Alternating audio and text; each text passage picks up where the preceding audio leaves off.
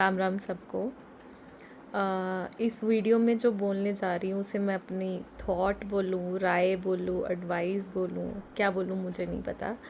आप चाहें जैसे इसे लेना चाहते हैं ले लीजिए।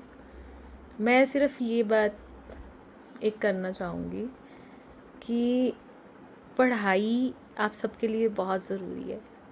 नो मैटर्स कि आप टॉप पे हो, एवरेज हो कि बिलो एवरेज हो, राइट। कहीं ना कहीं कुछ ना कुछ तो अगर हम मेहनत करें स्टडीज़ में हमें रीपे करता ही है।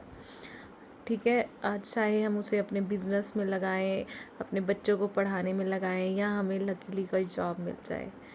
मैं सिर्फ एक बात ये कहना चाहती हूँ कि अगर आप पढ़ाई में अच्छे हैं तो अपनी उस स्टडीज़ के दौरान कोई भी गलत कदम ना उठाइए और अपनी स्टडीज़ को विद फुल स्ट्रेंथ और फोकस के साथ ही करें। एग्ज़ाम्पल के लिए एक छोटी सी देती हूँ, एग्ज़ाम्पल नहीं, मेन मोटिव मेरा यही था बताने का। कई बार क्या होता है, हमें कई बार क्या मोस्टली होता है, हमें किसी पे क्रश आ जाता है। ये एक कॉमन बात है, क्रश आ जाना। फीलिंग्स पे कंट्रोल करना हर एक इंसान के अपने अपने ऊपर डिपेंड करता है। कई सिर्फ देखना पसंद करते हैं, कई बायॉन्ड उस चीज़ के लेवल के चले जाते हैं। वो चीज़ एक अफेयर में हो जाता है या रिलेशनशिप में बदल जाता है। रिलेशनशिप लॉन्ग भी चलते हैं, मैंने बड़े देखे हैं। सिर्फ मैं ये बोलना चाहती हूँ कि कभी भी अगर आपका सिचुएशन ऐसी हो कि आपको लगता है कि हमारे पेरेंट्स इस रिलेशन को नहीं मानेंगे और आप स्टडीज़ में अच्छे हो, तो प्लीज़ कभी भी अपनी स्टडीज़ के ऊपर रिलेशन को मत चुनें। वेट करने को बोलें, अपने मन को समझाएं, दूसरे को बोले कि वेट करो, पढ़ो, अच्छे से पढ़ो, क्योंकि आप दूसरे बंदे की रिस्पॉन्सिबिलिटी लिए बगैर अपने पेरेंट्स के घर में एक फ्रीडम वाले इन्वायरमेंट में पढ़ रहे होगे। पढ़ें, अपने पैरों पे खड़े हों, कुछ बने, एंड देन आप उसके बाद स्टेप लीजिए कि आपके रिलेशनशिप को आपके पेरेंट्स जो हैं वो अप्रूव कर रहे हैं या नहीं कर रहे। आपको उनके लिए कुछ भी लड़ना है या जो भी आपकी डिफ़िकल्टीज तब आती हैं उस टाइम पे देखिए। पर सबसे पहले ज़रूरी है कि पहले कुछ बने। अपनी स्टडीज़ को कभी भी आप किसी रिलेशनशिप के बिलो मत समझें। ख़ास करके मैं लड़कियों के लिए बोल रही हूँ। अगर आप सपोज़ कीजिए किसी रिलेशनशिप में आके आपको लगता है, लड़के को प्रेशर हो रहा है कि वो शादी कर ले या व्हाटएवर, क्योंकि वो आपसे एज से बड़ा है, अब भाग के उससे शादी कर लें।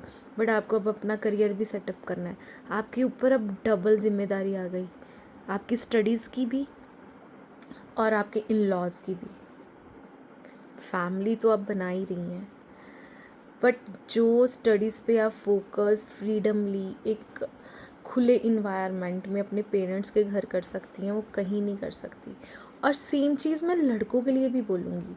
ऑब्वियसली उसका घर चेंज नहीं होता, बट उसके ऊपर एक ऐसे पर्सन की, ऐसे फैमिली मेम्बर की रिस्पॉन्सिबिलिटी आ जाती है जो उसी के कारण उस फैमिली में आया है। क्योंकि उससे पहले लड़के जो हैं वो उन्हें कोई भी अब रिस्पॉन्सिबिलिटी नहीं है, उसे सिर्फ पढ़ना है या सिर्फ अपने बिजनेस को समझना है या उसको सिर्फ मतलब कुछ जो भी वो काम कर रहा है उस पर फोकस करना है। जब आप एक मेंबर को अपनी फैमिली में इंट्रोड्यूस कर देते हो तो अब आपको उस मेंबर को भी संभालना है, और आप उस टाइम पे इतने मैच्योर इनफ नहीं हुए होते कि आप उस मेंबर की रिस्पॉन्सिबिलिटीज़ को संभाल सकें। या मे बी 100 में से एक लड़का ये कर भी ले, बट जो 99 लड़के या लड़कियां ये चीज़ नहीं कर पाती, मैं सिर्फ उन्हें यही एडवाइस दूंगी कि प्लीज़ पहले अपनी स्टडीज़ पे फोकस कीजिए, अपने करियर बनाइए, देन जो आपकी प्रायोरिटी है ना वो आपकी स्टडीज़ एंड करियर होना चाहिए, एंड देन रिलेशनशिप। कभी भी इस चीज़ के अंडर आके आपको अपनी फैमिली नहीं छोड़नी, क्योंकि जो आपकी फैमिली आपको सपोर्ट करेगी कोई और नहीं करेगा। Thank you. जय माता दी सबको।